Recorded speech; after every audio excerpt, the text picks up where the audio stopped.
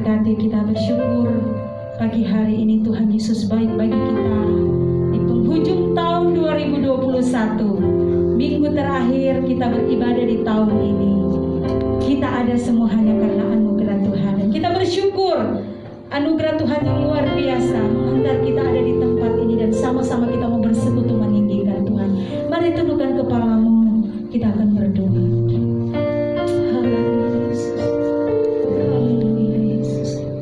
Kami bersyukur kepadamu Tuhan Yesus yang baik.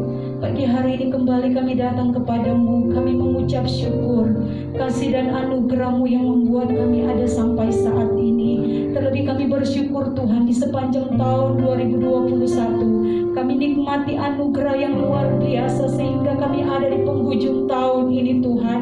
Ini semua hanya karena anugerah-Mu, ini semua hanya karena kebaikan-Mu Tuhan.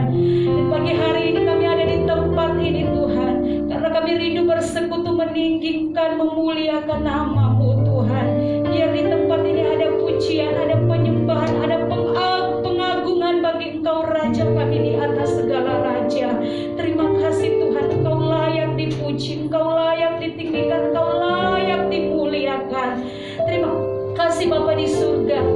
Pagi hari ini Tuhan, sebelum kami lebih dalam masuk di dalam hadirat-Mu bersekutu meninggikan Engkau Tuhan, kami mohon kekudusan-Mu Tuhan. Engkau kuduskan kami, Engkau sucikan kami, Engkau ampuni kami Tuhan. Engkau basuh kami dengan darah-Mu yang kudus Tuhan. Biar kami layak ada di dalam hadirat-Mu untuk kami bersekutu meninggikan, memuliakan Engkau Tuhan. Roh Kudus, ambil alih ibadah kami pagi hari ini. Ambil alih seluruh hidup kami Tuhan. Biar benar-benar yang terbaik yang kami persembahkan kepada Engkau pagi hari ini. Terima kasih Tuhan Yesus. Pagi hari ini kami berdoa, kalau ada pekerjaan kuasa iblis, kuasa kegelapan yang coba mencuri sukacita kami pagi hari ini, di dalam bentuk apapun ia bekerja, mengambil suasana hati kami, mengganggu setiap sarana yang kami gunakan, apapun bentuknya. Pagi hari ini kami mau berdoa, kami mau satukan hati iman kami mau tolak, kami mengikat, patahkan, hancurkan kuasanya hanya di dalam nama Yesus. Darah Yesus yang berkuasa. Hanya Engkau yang berkuasa di tempat ini. Membebaskan kami untuk kami bersekutu meninggikan, memuliakan nama-Mu. Terima kasih Tuhan, terima kasih Yesus, terima kasih ya Roh Kudus. Berkati umat-umat-Mu yang mungkin masih dalam perjalanan Tuhan. Antar mereka Roh Kudus di bahkan tempat ini, biar sama-sama kami menikmati hadirat-Mu. Kami bersyukur, kami mulaikan ibadah kami pagi hari ini hanya di dalam satu nama yang ajaib, hanya di dalam nama Tuhan Yesus Kristus yang menjadi Tuhan dan Juru Selamat kami. Haleluya, haleluya, haleluya. Terima kasih Yesus, terima kasih Roh Kudus. Pagi hari ini naikkan syukurku kepada Tuhan. Berterima kasih buat kebaikan Tuhan. Berterima kasih buat anugerah Tuhan di sepanjang tahun yang kita boleh lalui, sehingga sampai pada saat ini kita mau berkata, Tuhan terima kasih, Engkau baik, Engkau teramat baik di dalam hidup kami. Haleluya.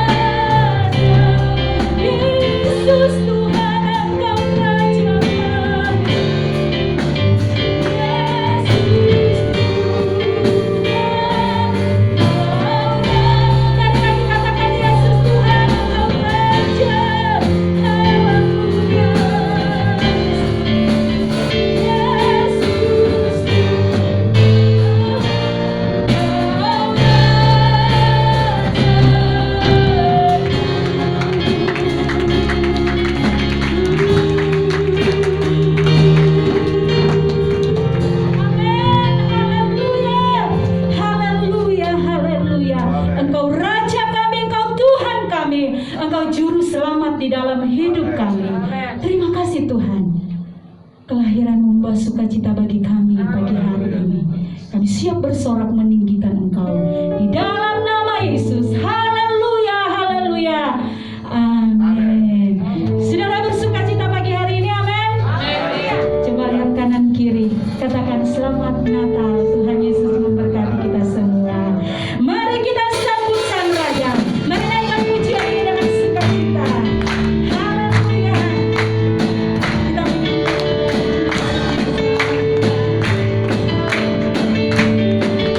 kita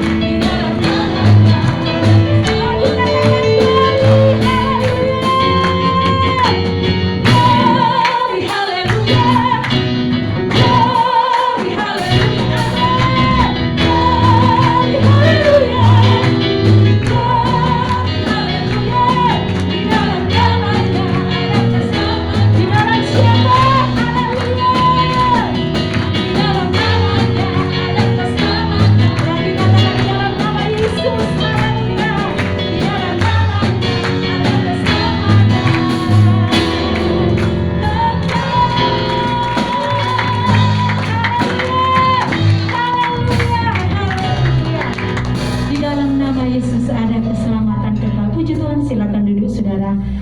Kita bersyukur anugerah Tuhan yang luar biasa di dalam hidup kita, sehingga kita berada di penghujung tahun 2021 ini. Hari ini adalah minggu yang terakhir kita beribadah di tahun 2021. Terlalu banyak kebaikan Tuhan, terlalu banyak anugerah Tuhan yang kita nikmati di sepanjang tahun ini. Kalau kita boleh bisa lalui semua hanya karena anugerah Tuhan.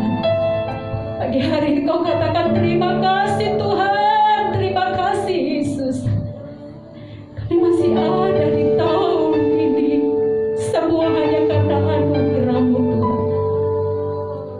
Sebentar lagi kami akan meninggalkan tahun 2021. Kami percaya Allah yang sama, Immanuel yang sama menyertai kami di sepanjang tahun yang akan kami lalui nanti. Terima kasih Tuhan, terima kasih. Engkau baik, Engkau baik. Oleh karena kemurahan Tuhan kami ada sampai saat ini. Haleluya Yesus. Oleh karena kemurahan Tuhan ku ada sampai hari ini. Oleh karena kebaikan Tuhan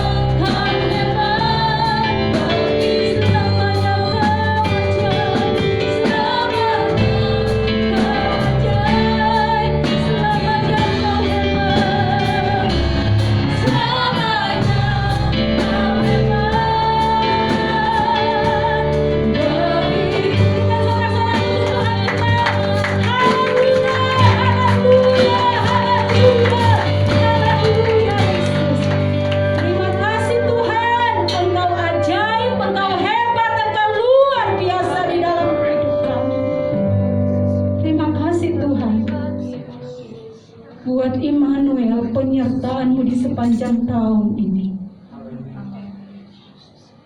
Biar Immanuel itu yang terus menyertai kami di hari-hari yang akan kami lalui di tahun yang akan mendatang. Terima kasih Tuhan. Roh Kudus, kami membuka hati kami untuk firman-Mu pagi hari ini. Nyatakan apa yang menjadi isi hati-Mu bagi kami. Urapi hamba-Mu dengan kuasa-Mu, dengan Roh Kudus-Mu Tuhan. Urapan kuasa-Mu mengalir bagi kami semua pagi hari ini. Terima kasih Tuhan. Kami buka hati kami untuk kebenaran firman-Mu. Di dalam nama Yesus. Haleluya, haleluya. Amin. Puji Tuhan, silakan duduk dan pelayanan selanjutnya serahkan kepada Bapak Gembala. Shalom semuanya. Sekali lagi selamat Natal. Ya, puji Tuhan Yesus Kristus. Dan tentu saudara harus ingat ya, ketika kita ucapkan tentu selamat Natal, ya itu memang saudara harus mengerti maknanya. Memang dari selamat Natal itu mengenai tentang Allah menyelamatkan manusia melalui Yesus Kristus. Sehingga kita kadang-kala saudara memang ada dari seberang, kadang-kala melarang mereka untuk mengucapkan selamat Natal. Tapi satu hal ketika saudara diucapkan juga ya saudara menerima. Tetapi pribadi saudara jangan mengharapkan orang untuk ucapkan selamat Natal buat saudara. Saudara tidak usah mengharapkan. Tapi kalau orang ucapkan selamat Natal buat saudara, terima dengan segenap hati. Amin. Bersyukur karena bagi saudara ya sudah memahami tentang Natal itu mengenai peristiwa 2000 tahun lalu yang kita lihat dalam Alkitab adalah tentang peristiwa Allah datang menyelamatkan manusia. Itu Natal. Nah, saudara, kita akan masuk dalam tema yang sama seperti kemarin. Dalam topik yang sama juga adalah tentang topik menyelamatkan, dan dalam tema Allah menyelamatkan dunia atau manusia yang berdosa. Mari kita membaca terlebih dahulu saudara untuk kita melanjutkan tema ini pada poin yang kedua ya saudara. Tapi kita melandasi dulu dalam pembacaan firman di dalam Matius pasal yang pertama,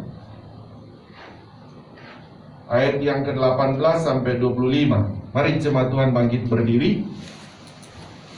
Ya, di lantai bawah juga boleh bangkit berdiri. Jemaat Tuhan yang mengikuti ibadah online juga boleh bangkit berdiri. Bergantian kita membacanya ya.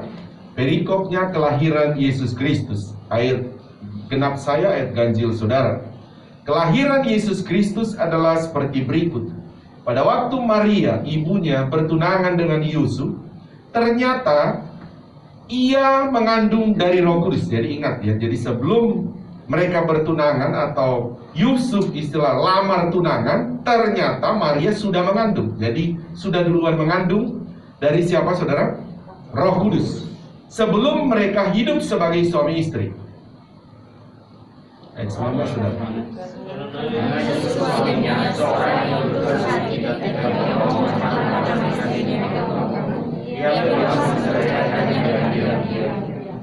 Tetapi ketika ia mempertimbangkan maksud itu, malaikat Tuhan nampak kepadanya dalam mimpi dan berkata, Yusuf anak Daud, janganlah engkau takut mengambil Maria sebagai istrimu, sebab anak yang di dalam kandungannya adalah dari Roh Kudus.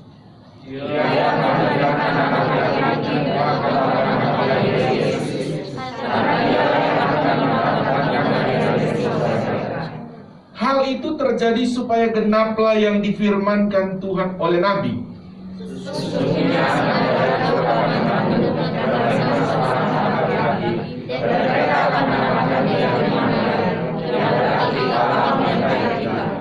Sesudah bangun dari tidurnya, Yusuf berbuat seperti yang diperintahkan malaikat Tuhan itu kepadanya, yang mengambil Maria sebagai istrinya.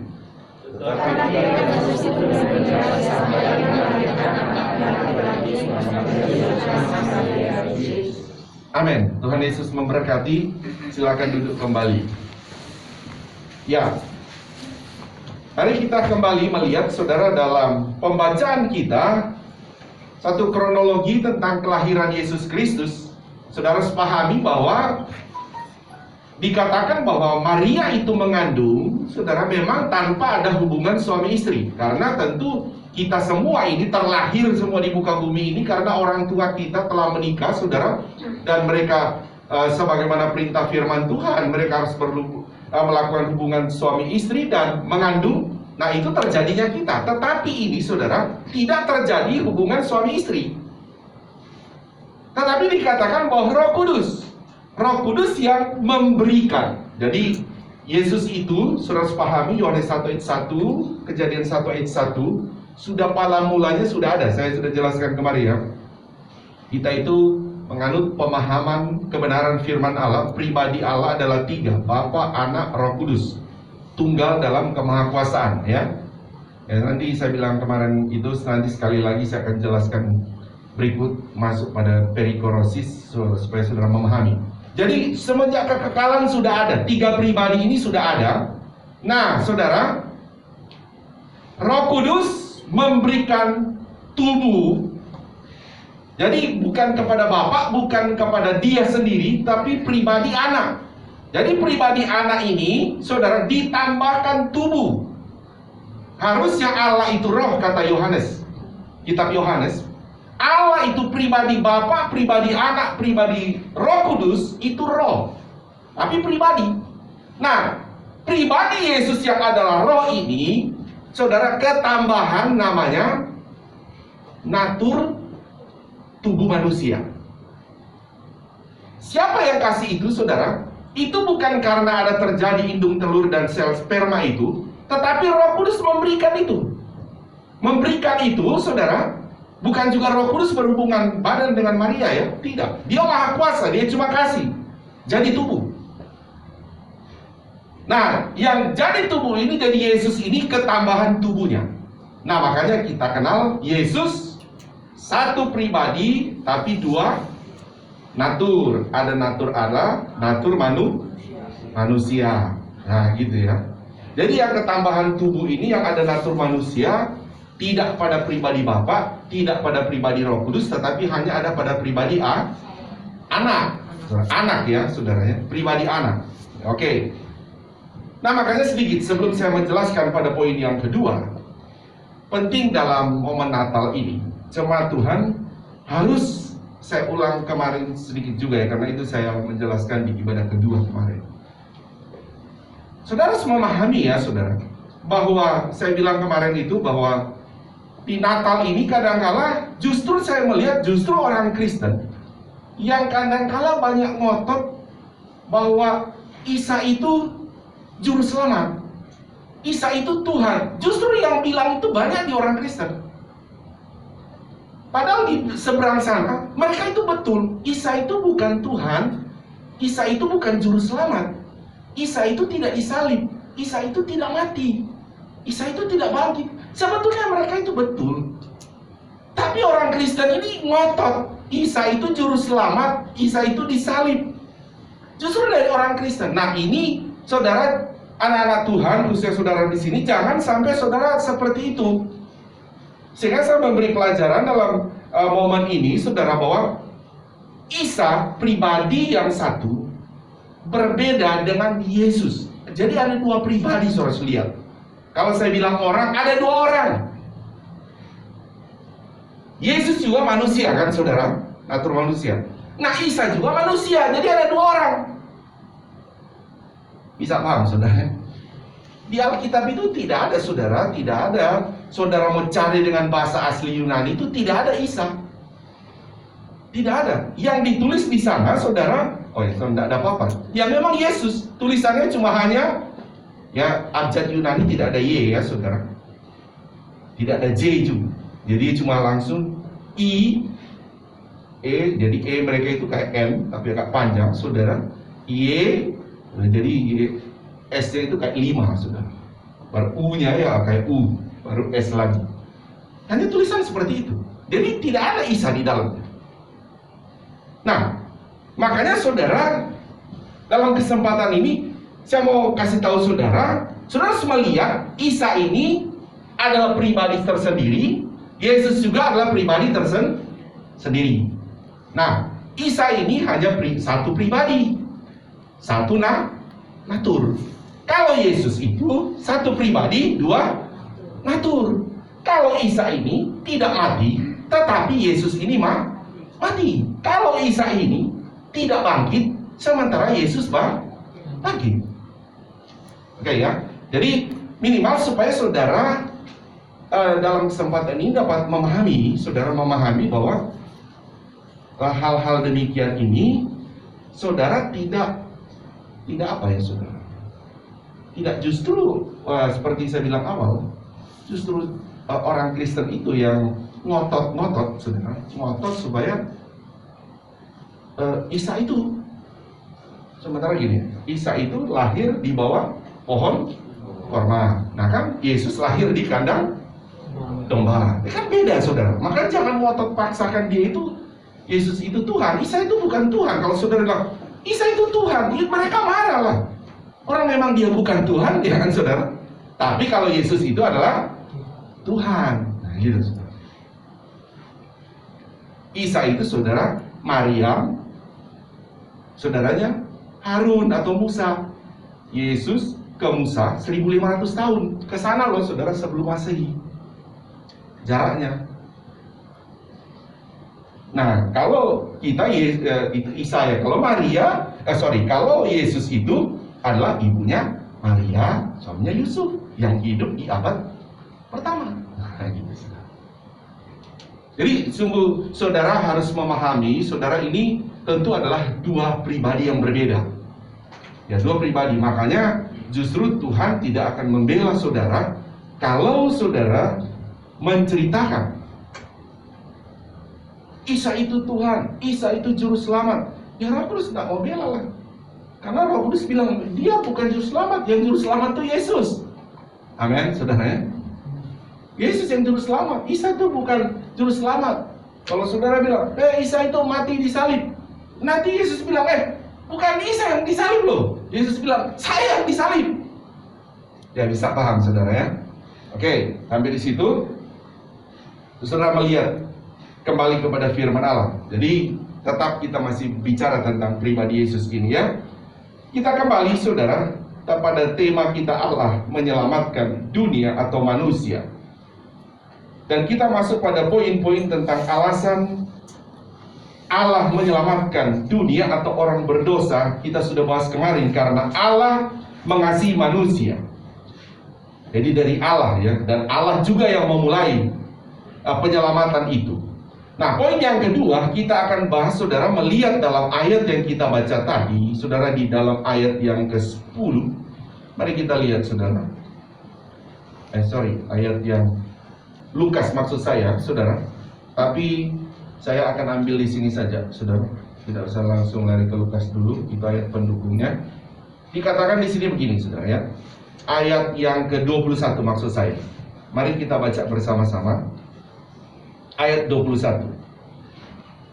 Ya, 1, 2, 3. Ia akan melahirkan anak laki-laki dan menamakan dia Yesus. Terus, karena dialah yang akan menyelamatkan umatnya dari dosa mereka. Poin yang kedua, saudara harus perhatikan, di sana dikatakan karena dialah. Siapa dialah, saudara? Siapa? Yesus yang akan menyelamatkan umatnya dari dosa. Jadi ada pribadi Allah Yesus itu, saudara, yang akan menyelamatkan. Loh, kenapa saudara bahwa dia Allah Yesus yang akan menyelamatkan? Karena posisi kita sebagai yang akan diselamatkan adalah posisi yang tidak mampu menyelamatkan diri kita sendiri loh saudara. Kita tidak mampu, tidak bisa untuk menyelamatkan tanpa dia atau Yesus. Saya coba kasih pinjam sana supaya saudara agak lebih mengerti ya saudara. Tanpa Yesus loh saudara. Tanpa Yesus, siapapun dia, sana saya, tanpa Yesus, saya bisa nggak saudara menyelamatkan diri sendiri? Nggak bisa saya. Makanya ayat ini berkata bahwa dialah yang akan menyelamatkan. Kenapa dia harus menyelamatkan? Ya karena memang manusia tidak bisa menyelamatkan. Jadi dalam poin kedua, alasan Allah menyelamatkan dunia atau manusia karena memang manusia tidak bisa menyelamatkan. Butuh penyelamat.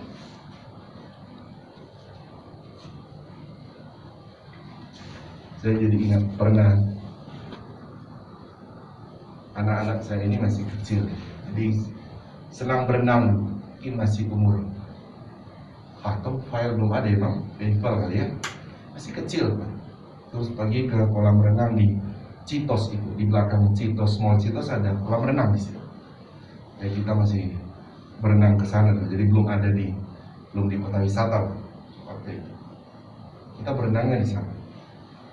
Satu waktu sudah ada orang tua bawa anaknya begitu, dan mungkin mereka asik ngobrol, dan anak kecilnya dia atau lari begitu sudah nyemplung di dalam kolam. Nah, keluarganya tidak lihat. Ya saya lihat, saya masih pakai baju utuh, tidak pakai baju renang karena saya tidak mau berenang waktu itu. Saya lihat anaknya, jadi anaknya di dalam sudah masuk ke dalam. Oh gini begini. Saya lihat mana keluarganya? Oh gitu. Tidak ada yang nolong, tidak ada juga yang bisa lihat. Ya saya dengan sebagai saudara, sebagai satu hakikat, sebagai manusia saudara, ya dengan sendirinya langsung saya lompat ke kolam renang. Saya harus menyelamatkan dia dengan tujuannya dia tidak bisa menyelamatkan lagi. Dia tinggal begini-begini di dalam kolam. Ya. Dia butuh keselamatan karena memang dia tidak bisa menyelamatkan. Mesti ada yang menyelamatkan dia. Saya langsung lompat, saya angkat dia, saya selamatkan dia. Saya angkat, saya tanya, ini anak siapa ini? Nah, baru keluarganya ambil. Nah, posisi sebetulnya kita juga, saya memberikan sebuah ilustrasi itu adalah posisi yang sama seperti kita sudah ada dalam kolam itu yang tidak bisa berenang, saudara. Tidak bisa menyelamatkan diri sendiri. Mesti ada yang bisa menyelamatkan. Siapa yang bisa menyelamatkan? Ya, dikatakan firman Allah tadi, saudara, dialah.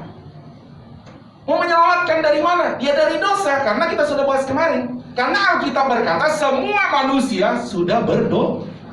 Jadi kita ini seperti sudah tenggelam di dalam dosa itu, saudara. Loh siapa yang mau selamatkan? Saya minta tolong saudara. Saudara sudah berdosa. Atau saudara bilang, tolong saya. Ya saya juga sudah berdosa. Nggak bisa saya menyelamatkan saudara. Sebaliknya saudara tidak bisa. Semua kita seperti sudah tenggelam di dalam dosa itu. Mesti ada yang tidak berdosa itu, mesti datang menyelamatkan. Nah siapa dia? Dialah yang sudah lahir 2000 tahun lalu itu. Dia datang dari sorga. Amin saudara. Dan yang harus menyelamatkan memang harus posisi manusia. Ya, oke. Di situ jadi kita bisa lihat saudara bahwa alasan Allah itu saudara menyelamatkan manusia, kemarin kita sudah bahas, karena memang Allah itu adalah kasih. Allah mengasihi manusia, itu dasarnya seperti itu. Yang kedua kita bahas hari ini adalah alasan Allah menyelamatkan manusia karena memang manusia tidak bisa menyelamatkan dirinya sendiri. Siapapun dia. Saya ajak atau minta tolong keluarkan ayat Titus 3 ayat 5. Mari baca bersama-sama ya. 1, 2, 3. Pada waktu itu Dia telah menyelamatkan kita, bukan karena perbuatan baik yang telah kita lakukan, tetapi karena rahmat-Nya oleh permandian kelahiran kembali dan oleh pembaruan yang dikerjakan oleh Roh Kudus terus yang sudah dilimpahkan kepada kita oleh Yesus Kristus, supaya kita sebagai orang yang dibenarkan oleh kasih karunia berhak menerima hidup yang kekal sesuai dengan. Jadi jelas tujuannya Allah menyelamatkan kita, tujuannya supaya hidup kekal di surga, kan begitu. Tetapi kita lihat saudara dalam poin ini bahwa alasan Allah menyelamatkan manusia karena manusia tidak mampu menyelamatkan dirinya sendiri. Pertanyaan sekarang begini, apakah dengan perbuatan baik manusia bisa menyelamatkan dia? Termasuk begini, Saya sudah sempat bilang kemarin, apakah seseorang di minggu lalu, bulan lalu, tahun lalu berbuat dosa dan telah berhenti dalam waktu 1 tahun seandainya tidak pernah berbuat dosa, apakah dia bisa diselamatkan juga? Karena tidak lagi berbuat dosa. Juga tetap tidak bisa. Karena manusia sudah berdosa. Saya lupa lagi ayatnya, itu sudah ada ayat berkata begini, sebetulnya dosa itu diperhitungkan seperti hutang. Dosa itu seperti hutang. Contoh begini, seandainya saya berhutang kepada saudara, minggu ini saya pinjam duit sama saudara 1 juta. Saudara kasih, oke Pak Gembala, saya pinjam sana. Minggu depan saya pinjam lagi 1 juta, saudara kasih lagi saya 1 juta. Utang saya berapa saudara? 2 juta. Minggu ketiga saya pinjam lagi 1 juta. Utang saya jadi berapa? Pertanyaan begini, minggu keempat saya tidak pinjam, minggu kelima saya tidak pinjam, minggu keenam saya tidak pinjam. Apakah saya sudah bebas dari hutang? Belum kan? Begitu juga dosa. Kan saya sudah berhenti meminjam duit kan? Saya sudah berhenti pinjam, sudah tidak lagi meminjam. Tetapi saya tetap berhutang. Demikian dosa, kata firman Allah. Demikian dosa. Bukan berarti dulu saya berbuat dosa, saya berhenti tidak berbuat dosa. Sudah tidak lagi. Sekarang saya buat dosa, sini saya tidak berbuat dosa lagi. Apakah saya tidak berbuat dosa membuat saya jadi tidak berdosa? Sudah tidak berdosa, tetap tidak bisa. Dosa itu kata Alkitab seperti hutang. Jadi jelas manusia yang sudah berhenti pun berbuat dosa tetap tidak bisa menyelamatkan diri sendiri. Selanjutnya lagi, oke, saya mau berbuat baik. Titus tadi tetap dimunculkan ayat. Saya mau berbuat baik. Pokoknya saya berbuat baik apapun. Firman Allah berkata, pada waktu itu dia telah menyelamatkan kita bukan karena apa saudara? Perbuatan baik yang telah kita lakukan. Jadi pertanyaan, apakah perbuatan baik kita bisa menyelamatkan kita? Juga tetap tidak bisa. Saudara mau cari orang, orang ini saudara mungkin pandang dalam arti kata perbuatannya baik luar biasa. Memang betul-betul sekalipun saudara awasi orang ini tidak pernah berbuat salah, selalu berbuat baik, selalu berbuat baik. Tetap Tuhan bilang perbuatan baik itu tetap tidak menyelamatkan orang itu. Tuhan sudah bilang tetap tidak bisa. Makanya saudara, dalam poin yang kedua ini kita sedang membahas bahwa alasan Allah menyelamatkan manusia karena memang manusia tidak mampu menyelamatkan diri sendiri sekalipun dia berbuat baik. Sebetulnya saudara lihat lagi awal saya sudah bahas kemarin bahwa sebetulnya karena kita pernah bilang natur manusia karena pada dasarnya sudah berdosa, sudah ada utang itu.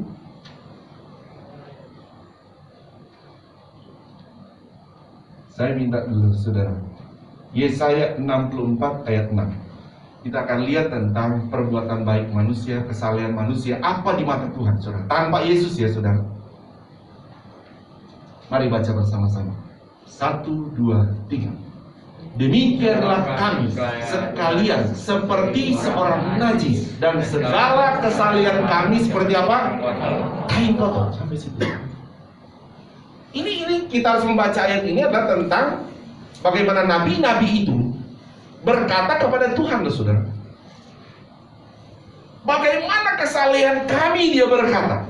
Tetapi ketika diperhadapkan kepada Tuhan, ternyata kesalehan manusia itu tanpa Yesus seperti apa saudara?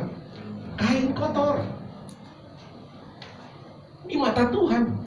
Oh, kalau kita seorang saudara melakukan kesalehan, waduh kita ini sudah melihat kan sudah, waduh orang ini salehnya luar biasa. Aduh, kalau perlu kita sujud-sujud sama dia ya, karena kita melihat dia saleh. Tapi Yesaya berkata, saudara, Yesaya berkata, kesalehan kami pun ketika di hadapan Tuhan seperti kain kotor. Siapa yang bisa membersihkan? Memang hanya Tuhan. Jadi kembali dari sini bahwa manusia tidak mampu menyelamatkan, sehingga alasan Allah menyelamatkan kita manusia memang karena kita tidak bisa menyelamatkan diri sendiri. Itulah alasan Yesus harus datang 2000 tahun lalu dalam peristiwa Natal itu. Roma 4 ayat 16. Baca bersama-sama. 1, 2, 3. Karena itulah kebenaran berdasarkan iman supaya merupakan kasih karunia. Terus, sehingga janji itu berlaku bagi semua keturunan Abraham, bukan hanya bagi mereka yang hidup dari hukum Taurat, tapi juga bagi mereka yang hidup dari iman Abraham. Sebab Abraham adalah bapa kita semua. Dikatakan karena itulah kebenaran berdasarkan iman supaya merupakan kasih karunia. Jadi memang begini saudara. Sekarang kalau kita melihat manusia tidak bisa menyelamatkan, terus Allah bisa menyelamatkan manusia. Cara pandang saudara harus melihat ini adalah saudara harus bilang, ini hanya kasih karunia Tuhan. Haleluya saudara. Ini keselamatan ini hanya kasih karunia dari Tuhan. Nah inilah saya bilang kemarin saudara. Itu tentang Natal ini saudara. Saudara harus ingat adalah Natal itu adalah sebuah peristiwa kasih karunia keselamatan Allah bagi manusia. Amin saudara. Itu Natal. Tentang Yohanes 3:16 nanti kita akan baca. Kasih Allah ke dunia ini. Kasih itu memang macam-macam ya saudara. Saya sudah jelaskan kasih Trinitarian, kasih Bapa dan Anak. Ya, ada kasih agape Allah kepada manusia, ada kasih phileo, kasih eros, kasih storge, macam-macam kasih terlibat. Nah, saudara jangan salah menempatkan kasih tentang Natal ini. Nah, sehingga kasih tentang Natal inilah kasih Allah terhadap manusia dalam konteks menyelamatkan. Sempat saya singgung kemarin, saudara, bahwa Natal justru orang bergeser pada kasih yang bukan pada konteksnya. Karena Natal itu konteksnya adalah tentang Allah menyelamatkan manusia yang tidak bisa selamat, kan begitu. Tetapi kebanyakan Natal dalam konteks sudah diganti tentang konteks kasih, seperti saya bilang, kasih center class. Kasih center class itu apa? Bagi-bagi. Iya kan, saudara? Hadiah. Bukan berarti saya bilang kemarin sudah boleh, bukan tidak boleh kasih hadiah. Nah, saudara kasih saya hadiah kemarin, saya terima juga. Saudara bagi-bagi. Tapi saudara jangan lupa sebagai anak Tuhan, konteks dalam Natal bukan tentang kasih makanan, bukan kasih dalam yang disebut oleh sejarahnya Santa Claus ini. Tapi kalau kita melihat ada pergeseran sebetulnya, saudara. Coba kalau di Natal, apakah banyakkan orang Kristen masuk pada konteks yang sesungguhnya, yaitu tentang Natal adalah peristiwa kasih Allah menyelamatkan manusia? Apakah dia datang dan memberitahu, Natal ini adalah peristiwa tentang Allah menyelamatkan? Bukan, saudara. Kemarin dalam klaster kami pun, yang saya lihat pun Santa Claus jalan-jalan, bagi-bagi. Nah, kita juga harus jaga, saudara. Di gereja juga kita kadang beli bagi-bagi. Tapi jemaat Tuhan jangan lupa tentang konteksnya. Kita juga ada, saudara, punya diakonia kadang-kadang sampai 7 berbagi, saudara. Tapi minimal kalau konteks Natal itu bukan itu. Konteks Natal adalah tentang kasih Allah menyelamatkan manusia. Amin. Keselamatan manusia tidak dengan uang, tidak dengan beras, tidak dengan sembako. Haleluya. Tidak dengan saudara, saya harus punya kado, saya harus dikasih kado sama istri, sama anak, sama orang tua. Tidak ada itu, saudara. Jadi kita harus tempatkan konteks Natal ini supaya berdiri pada posisi yang sebenarnya. Karena kalau kita tidak mengingat ini, saudara, takutnya ke depan, lama-lama generasi kita bergeser. Konteks Natal, kasih tentang Natal itu bergeser pada kasih Santa Claus. Bukan kasih yang sesuai konteks. Kasih Allah menyelamatkan manusia.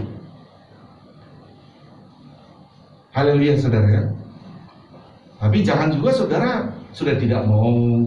Saudara tidak apa-apa, saudara bisa memberi tempat saudara tinggal ke siapa, silakan. Tapi maksud saya jangan hilang konteksnya sesungguhnya. Haleluya saudara, jangan hilang. Saudara mau bagi sama orang tua kepada anak, boleh silakan. Tapi tolong jangan hilang yang sesungguhnya peristiwa Natal yang harus kalau perlu dibicarakan adalah Natal ini adalah kita harus mengingat tentang peristiwa 2000 tahun lalu adalah tentang kasih Allah menyelamatkan manusia. Dan tidak ada hubungan sama sekali dengan sembako. Tidak ada hubungan sama sekali dengan apa saudara? Dengan kado. Tidak ada saudara. Jadi jemaat Tuhan di tempat ini harus meletakkan pada porsi yang khusus tentang ini ya. Tentang Natal ini. Saudara bisa bayangkan seperti saya berikan kesaksian tadi. Seperti kita posisi seperti anak tadi saya bilang ada di dalam kolam renang. Terus saya selamatkan dia. Itu bukan kado, saudara. Anak itu harus bersyukur. Itu mengenai hidup mati. Amin, saudara. Ini kan keselamatan kita mengenai hidup mati, bukan mati jasmani, saudara. Ini hidup sorga atau neraka ini, saudara. Kalau tidak ada Yesus yang neraka, ini kekal lagi. Bukan cuma sementara, kekal lagi. Di sorga ini kekal juga. Nah, sehingga saudara dalam kita memperingati Natal, saudara, seperti ini, kita harus mengingat Natal itu di mana Allah menyelamatkan manusia. Karena memang manusia tidak mampu menyelamatkan diri sendiri. Nah ini kita syukur. Jadi kita bersyukur kita ini sudah selamat. Amin. Poin ketiga saja. Yohanes 3 ayat 16 kita masuk ke sana.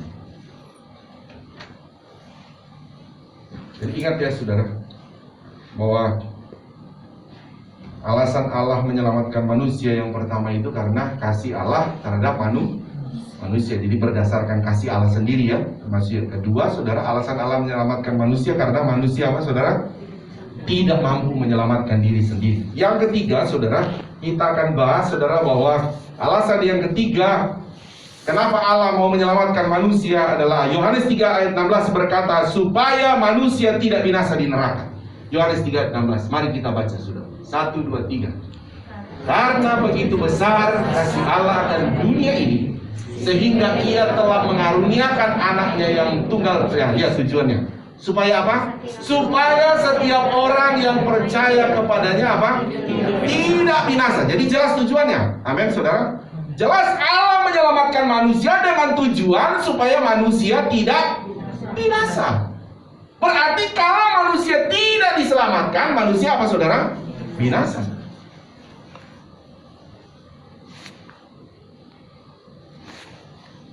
Saya coba lihat dulu Roma 5 ayat 8, saudara. Roma 5 ayat 8 sampai 10, 2-3. Akan tetapi Allah menunjukkan kasih-Nya kepada kita oleh karena Kristus telah mati untuk kita ketika kita masih berdosa. Jadi sebentar ya, balik dulu ya. Jadi perhatikan, ini kasih yang Natal ini ya, kasih yang menyelamatkan ya saudara. Kasih yang menyelamatkan, ayat 9 tadi. 2-3. Lebih-lebih karena kita sekarang telah apa? Dibenarkan oleh darahnya, kita apa? Kita pasti akan diselamatkan dari murka Allah. Amin. Makanya saudara sudah percaya kepada Yesus yang lahir di Bethlehem itu, di kandang domba itu, tidak boleh berhenti percaya loh saudara. Saudara sudah diselamatkan. Tapi ayat ini bilang apa? Kita pasti akan itu nanti atau sekarang? Nanti atau sekarang? Akan. Nah, pemahaman keselamatan itu ada dua ya saudara. Keselamatan yang sudah percaya, sudah terima sekarang, saudara sudah status, saudara seperti sudah pegang status keselamatan itu. Tetapi ini keselamatan tentang pengangkatan. Nanti ya, pengangkatan itu nanti. Karena ada Alkitab berkata ada orang-orang yang murtad. Sudah percaya, di tengah jalan dia berhenti. Jadi dia tidak mengalami ini, keselamatan pengangkatan ini, ketinggalan dia. Makanya tentu kita jemaat Tuhan terus dilayani, terus dijaga, terus bersekutu, supaya kita terus tinggal di dalam Tuhan. Kalau Tuhan datang kedua kali, kita akan diangkat. Itu maksudnya. Ya. Loh, kenapa saudara? Karena katanya apa saudara? Kita pasti akan diselamatkan dari apa? Karena ini saudara, kalau ketika pengangkatan itu langsung terjadi loh saudara. Tuhan angkat orang yang percaya, yang setia ini. Satu sisi saudara, terjadi murka Allah dalam muka bumi. Saudara lihat Wahyu 1 ayat 7, Tuhan datang, wah orang menangis, berteriak, aduh ternyata benar itu Yesus, itu bukan Isa. Aduh benar Yesus itu ternyata juru selamat. Aduh saya mau bagaimana, mau angkat diri tidak bisa. Minta tolong dong, saya sudah percaya Yesus. Tolong selamatkan saya. Yesus bilang terlambat. Karena semua mata akan melihat dia, Wahyu 1 ayat 7. Tapi tidak ada lagi tentang keselamatan yang sekarang. Karena keselamatan pada waktu Yesus datang berlaku bukan keselamatan lagi kepada orang yang belum percaya, tetapi keselamatan kepada orang yang sudah percaya tentang pengangkatan. Haleluya saudara. Kita pasti terangkat. Bilang kiri kanan, kita pasti terangkat. Ya.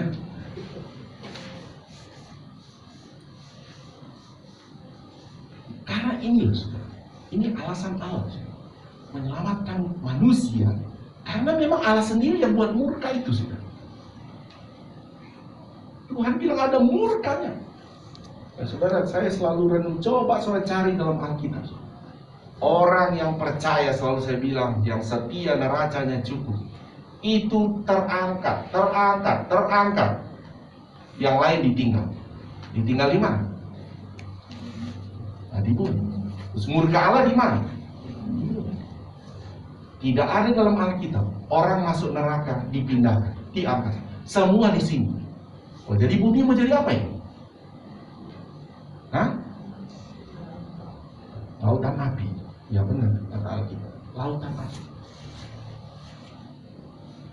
Kenapa cari dimanapun tidak ada. Cuma orang yang selamat saja yang terangkat, lain ditinggal. Makanya Tuhan bilang semua di bumi ini akan dibakar semua.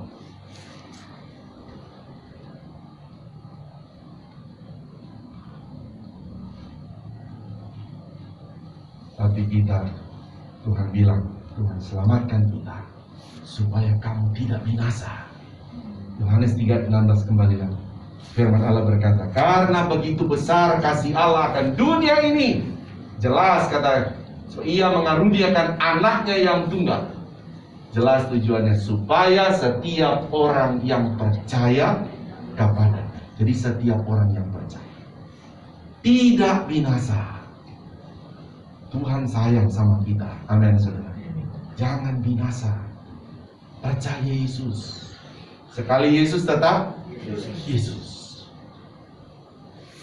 Galatia 6 ayat 7 sampai 8. Allah menceritakan tentang bagaimana ngerinya kalau binasa memang. Baca 1, 2, 3. Jangan sesat. Allah tidak membiarkan dirinya dipermainkan. Karena apa yang ditabur orang, terus itu juga yang akan dituai. Ayat 8. Sebab barang siapa menabur apa saudara? Dalam dagingnya, ia akan menuai kebinasaan dari dagingnya. Tetapi barang siapa menabur dalam roh, ia akan menuai hidup kekal dari roh itu. Coba Galatia 5. Mundur dikit. Galatia 5 ayat yang ke-18 kalau salah. Itu buah roh tapi mundur dikit. Ayat 16. Baca 1, 2, 3. Maksudku ialah hiduplah oleh roh, maka kamu tidak akan menuruti keinginan daging. Ayat 17. Sebab keinginan daging berlawanan dengan keinginan roh, dan keinginan roh berlawanan dengan keinginan daging. Karena keduanya bertentangan, sehingga kamu setiap kali tidak melakukan apa yang kamu kehendaki. Ayat 18. Akan tetapi, kalau kamu beri dirimu dipimpin oleh Roh, maka kamu tidak hidup di bawah Taurat. 19. Perbuatan daging telah nyata, yaitu apa? Percabulan, kecemaran, hawa nafsu, terus penyembahan berhala, sihir, perseteruan, perselisihan, iri hati, amarah, kepentingan diri sendiri, perceraian, roh pemecah, kedengkian, kemabukan, pesta pora, dan sebagainya. Terhadap semuanya itu apa saudara? Keinginan daging. Ku peringatkan kamu seperti yang telah ku buat dahulu. Ini Paulus ya, dulu dia itu hidup seperti itu. Tapi setelah Tuhan jamah dia berubah. Bahwa terus barang siapa melakukan hal-hal yang demikian, apa saudara? Ia tidak akan mendapat bagian di mana? Sekalipun dia sudah percaya Yesus. Oh, saya sudah percaya Yesus, tapi Tuhan bilang kalau kamu masih mau hidup pada keinginan daging, gak bakal dapat bagian, gak bakal terangkat dia. Ayat 22. Baca 23. Tetapi buah roh ialah kasih, sukacita, damai sejahtera, kesabaran, kemurahan, kebaikan, kesetiaan, kelemah lembutan, penguasaan diri. Tidak ada hukum yang menentang hal itu. Amin. Lakukan. Jadi Allah memang sangat mengasihi manusia. Karena manusia tidak bisa menyelamatkan dirinya sendiri.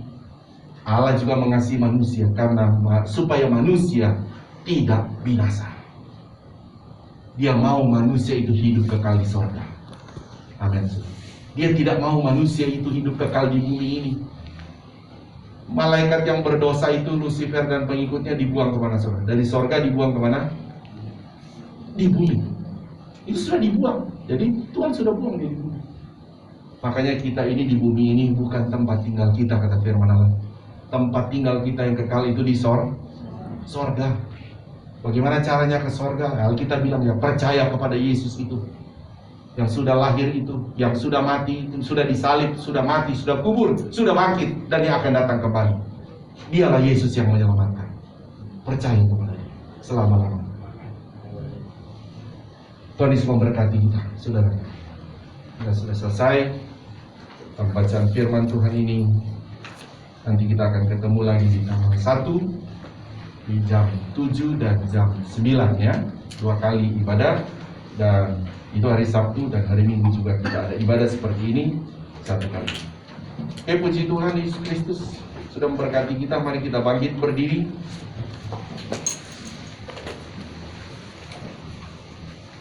Kita tunduk kepala saja. Saya mengajak saudara untuk sekali lagi merenungkan, berterima kasih tentang Natal ini. Biar kita sedikit bergeser lah saudara.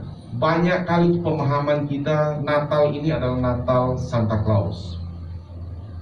Kasih Natal yang diberikan itu Natal yang diberikan oleh Santa Claus. Bergeser akhirnya saudara. Biar kita jemaat Tuhan kembali kepada Natal yang sesungguhnya, tentang kasih Allah menyelamatkan manusia, yang tidak ada sangkut pautnya dengan Natal Santa Claus. Seharusnya kita binasa, kata firman Allah. Tetapi ada Natal yang sesungguhnya itu, Yesus yang sudah datang menyelamatkan kita. Kita bersyukur kepada Tuhan. Biar dalam kesempatan Natal ini, jemaat Tuhan, baik ada di tempat ini, lantai bawah, di rumah, ucapkan syukur, terima kasih kepada Tuhan buat Natal dalam konteks keselamatan ini. Kita sudah selamat. Terima kasih Tuhan Yesus. Terima kasih ya Tuhan. Terima kasih Tuhan. Mari kita mau berdoa saat ini. Kami datang kepadamu ya Tuhan, bersama dengan jemaat yang ada di tempat ini. Kami datang bersyukur, kami datang berterima kasih buat kasih-Mu yang besar bagi kami Tuhan, yang sudah datang menyelamatkan kami, sehingga kami sudah mengerti, mengenal dengan jelas posisi kami ya Tuhan. Terlebih posisi Natal ini tentang Engkau telah menyelamatkan kami ya Tuhan. Sebab itu tolong kami jemaat yang ada di tempat ini, supaya kami terus bertahan iman kami kepada Engkau ya Tuhan. Supaya Engkau datang kedua kali, kami terangkat masuk dalam kerajaan sorga yang kekal. Dan kalau ada di antara kami masih senang dengan keinginan-keinginan daging, Tuhan, kami mohon Roh Kudus untuk mematahkan semua itu, melepaskan kami ya Tuhan, supaya kami hidup dalam pimpinan Roh Kudus. Supaya kalau Tuhan datang kedua kali, benar-benar kami terangkat masuk dalam kerajaan sorga yang kekal. Terima kasih ya Tuhan, kami bersyukur kepadamu untuk kebenaran firman-Mu. Mohon menerangi terus hati kami, supaya kami berjalan dalam kebenaran terang firman Tuhan. Terima kasih Roh Kudus, di dalam nama Tuhan Yesus kami berdoa dan bersyukur. Haleluya, amin. Tuhan Yesus berkati, silakan duduk. Saya serahkan padamu. Puji Tuhan, saudara diberkati lewat firman Tuhan, amin. Saya percaya kita semua diberkati lewat kebenaran firman Tuhan. Dan jika ada jemaat Tuhan yang ingin persembahan ditransfer, persembahan operasional dan pembangunan dapat ditransfer ke rekening BCA 12814555872 atas nama Dedi Chandra Dinata. Dan untuk persembahan persepuluhan dapat ditransfer ke rekening BCA 740516574 atas nama Bapak Yance Manorek. Dan bagi jemaat yang sudah mentransfer persembahan persepuluhan dapat menghubungi Bapak dan Ibu Gembala untuk didoakan. Dan untuk persembahan sekolah minggu dapat ditransfer ke rekening BCA 57254263370 atas nama Ida Agustin Supriyatna.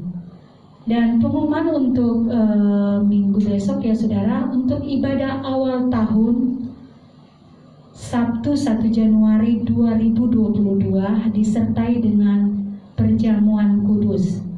Di gereja, ibadah yang pertama jam 7 pagi dan ibadah raya yang kedua jam 9 pagi. Dan ibadah online jam 17.00 atau jam 5 sore. Dan besoknya ibadah raya Minggu 2 Januari 2022 di gereja jam 9 pagi. Jadi ibadah cuma satu kali khususnya untuk hari Minggu tanggal 2 Januari. Dan untuk ibadah online tetap ada jam 17.00. Ibadah raya online melalui channel YouTube GPD Kota Wisata. Puji Tuhan, Caca mungkin ada tambahan dari Bapak Gembala? Tidak ada, saudara, segera kita akan mengakhiri ibadah kita. Mari saudara kita semua bangkit berdiri. Glory, glory, haleluya. Di akhir ibadah ini kita bersyukur karena anugerah Tuhan.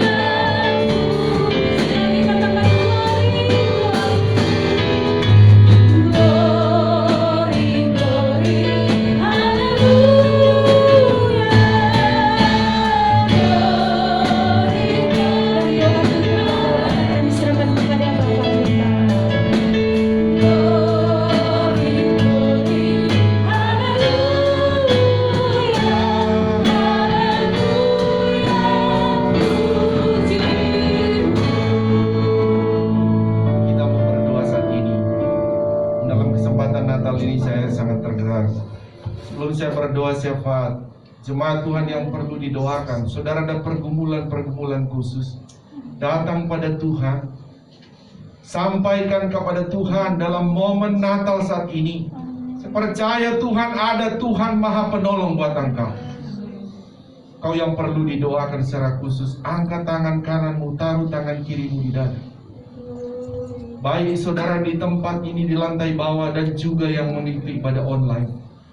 Saudara yang perlu didoakan, angkat tangan kananmu pada Tuhan.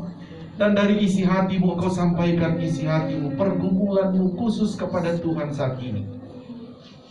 Sampaikan kepada Tuhan. Kurababakan anamatakan anamasi.